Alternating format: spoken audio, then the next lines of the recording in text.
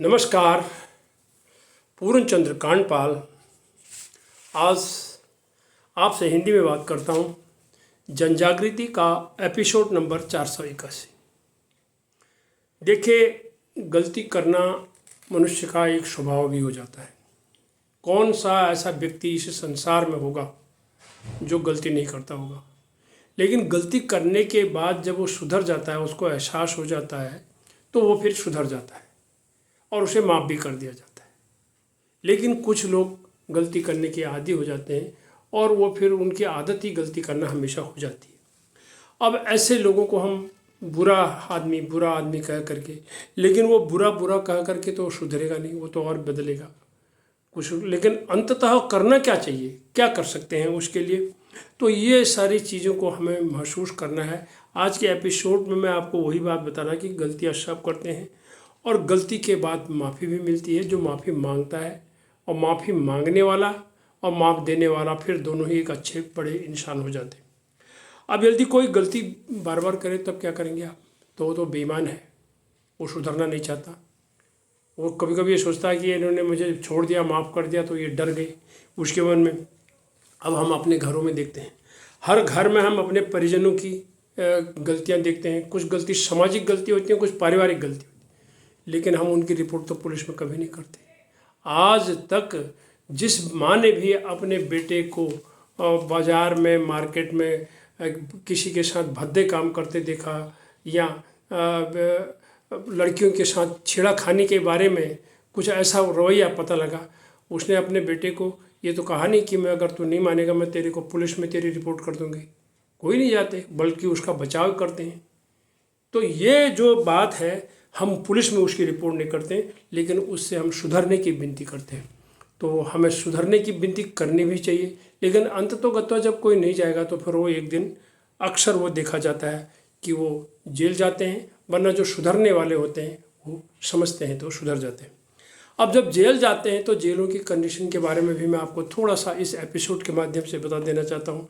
हमारे देश में जैसे कि जनसंख्या लगभग 140 करोड़ के ऊपर बताई जा रही है। वैसे तो जनगणना 2011 में तय हुई थी और अब 2021 में उसको हो जाना चाहिए था, लेकिन जनगणना हुई नहीं है। तो अभी सारे तथ्य 2011 पर ही चल रहे हैं।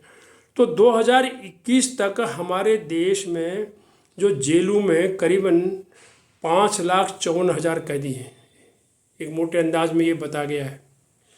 5,54,000 कैदी हैं और जिनमें से 4,27,000 कैदियों का ट्रायल चल रहा है उनका ट्रायल, जबकि 1,27,000 सज़ा याफ्ता है।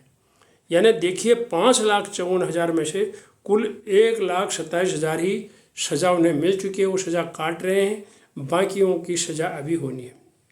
और इन सब को देश की करीबन 1,283 जेलों में रखा जाता है, जिनमें से 63 खुली जेलें हैं जहां कैदी काम करते हैं। उनसे हर प्रकार की साग सब्जी उगाई जाना, खेती करना या उनको छोटे मोटे कुटीर उद्योग सिखाना, आधुनिक युग के साथ बदलते हुए। क्योंकि हमारा देश का एक नियम है कि जेल में कैदी को सुधारा जाए, उसमें सुधार की प्रवृत्ति लाई जाए, तो फिर वो जेल में कुछ कमाई भी करते हैं। उस कमाई को वो घर भी भेजते हैं, वहाँ एक कैंटीन होती है, वहाँ से अपने लिए वो सामान भी खरीदते हैं। कुछ हुनरदार होते हैं, कुशल होते हैं जो इस टाइप से, तो उनको तो एक को बताया जाता है ये 111 रुपया करीबन एवरेज है उनका। लेकिन कई जगह ये अलग अलग है। कुशल कारीगर, कुशल व्यक्ति और अर्धकुशल और अकुशल, तो इनकी अलग अलग मजदूरी होती है। वो जो कुशल होता है 180, दूसरे नंबर वाले को 160 और तीसरे नंबर वाले को 150 रुपया दिया जाता है। तो लेकिन ये हर जेल का नियम अलग अलग है, क्योंकि जेल जो है राज्य सरकार के अंडर में आते हैं और वहाँ उनको काम जो सिखाते हैं, सब्जी उगाना, कुर्सी बिनना, कपड़े सिलना, जो भी वो चाहे। और पढ़ने का भी अवसर वहाँ दिया जाता है। अगर कोई पढ़ना चाहता है तो उसको किताबें उपलब्ध कराई जाती हैं। और वहाँ जेल में जो सज़ा काट रहा है उसको प्रतियोगिता में भी बैठने का मौका दिया जाता है। यदि वो वहाँ से किसी इम्तहान देना चाहता है तो उसको पूरी सहूलियत दी जाती है वहाँ पर। तो भारतीय जेलों का जो मुख्य उद्देश्य यही है कि कैदी वहाँ से बाहर जब निकलता है वो शिक्षित बन के निकले, एक सज्जन बन के निकले, एक सुधरा हुआ व्यक्ति निकले, और उसको ताकि वो समाज की मुख्य धारा में वो जुड़ जाए और आने के बाद अपना जीवन यापन कर सके और वो समाज के लिए उपयोगी बन सके। ये तो हो गई पूरी जेल की बात है। लेकिन सवाल यही आता है व्यक्ति जेल जाए क्यों?